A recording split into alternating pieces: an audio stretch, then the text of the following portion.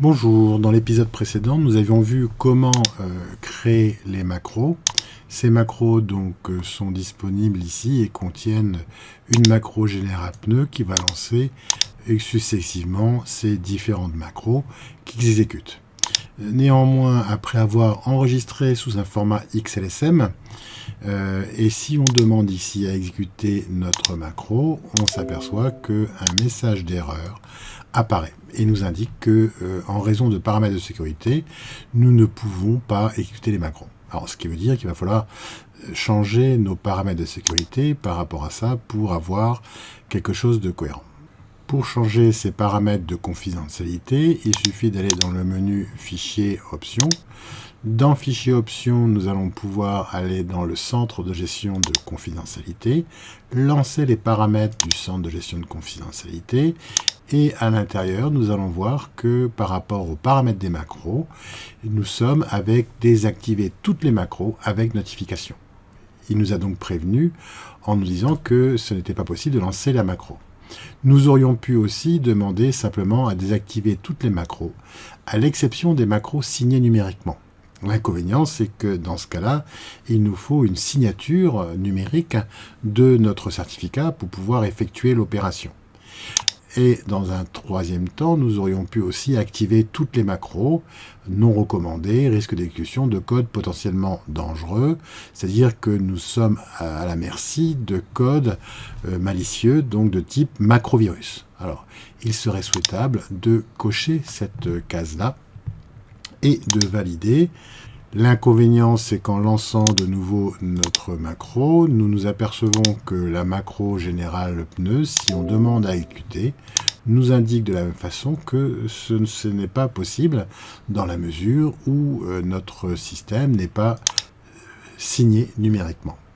Alors pour signer numériquement une macro, il va falloir aller chercher un système de certificat qui est disponible dans les différentes versions d'Excel.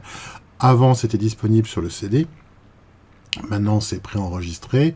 Si vous avez donc un système de type Vista ou XP, vous allez pouvoir trouver ce certificat en allant dans le menu Démarrer tous les programmes Microsoft Office, outils Microsoft Office et certificats numériques pour les projets VBA.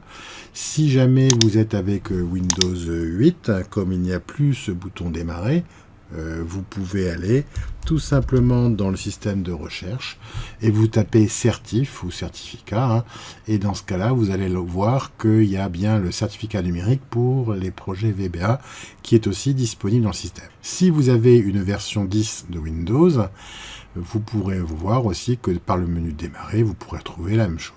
Nous avons donc ici la possibilité de créer un certificat numérique. Ce certificat numérique est normalement, comme c'est indiqué dans la licence ici, autorisé pour un usage personnel. Dans le cas d'une entreprise, il serait souhaitable de lancer ici la liste des autorités de certificat commercial et d'aller chercher donc un certificat qui soit global et qui vous permette donc de pouvoir facilement transférer. Dans la mesure où, comme ici c'est vous qui créez votre propre certificat, vous avez donc des limitations qui seront proposées par rapport à ça, que nous verrons tout à l'heure. Donc ici, je vais taper le nom de mon certificat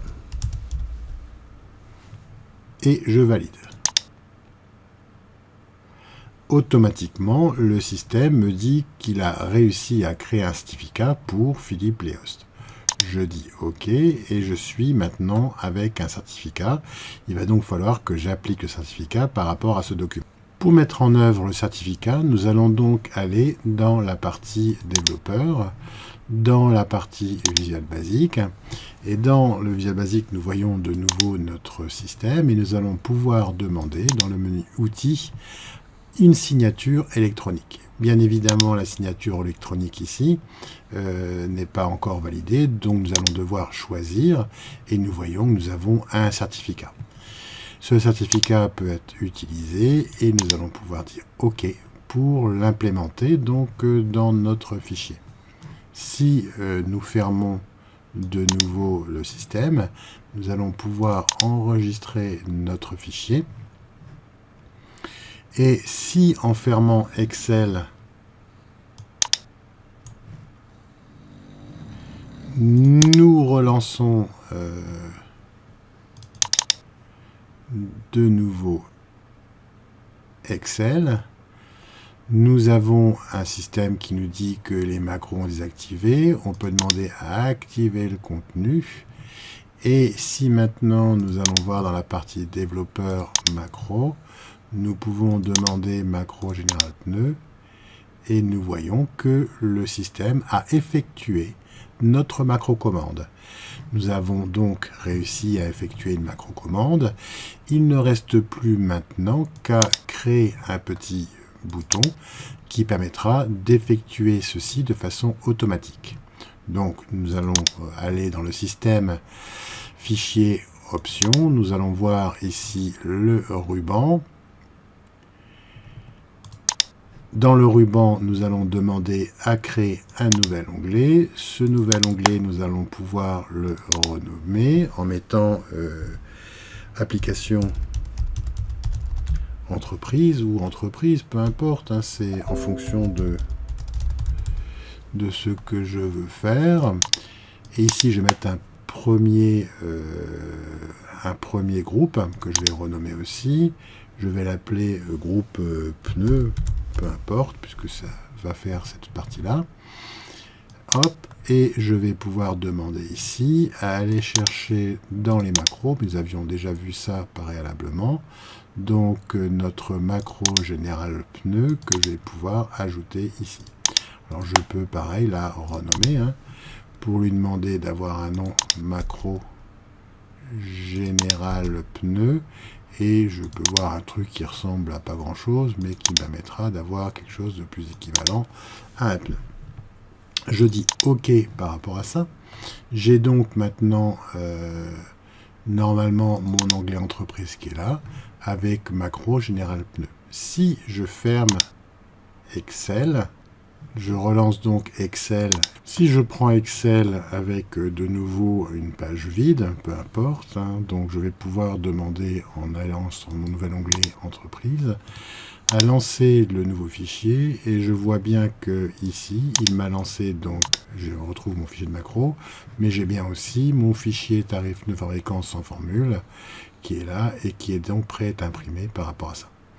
Donc voilà, nous allons terminer avec cette séquence donc concernant le contenu des macros. Bien évidemment, il y aura encore beaucoup à dire, mais vous pouvez aussi de votre côté aller chercher ailleurs d'autres informations.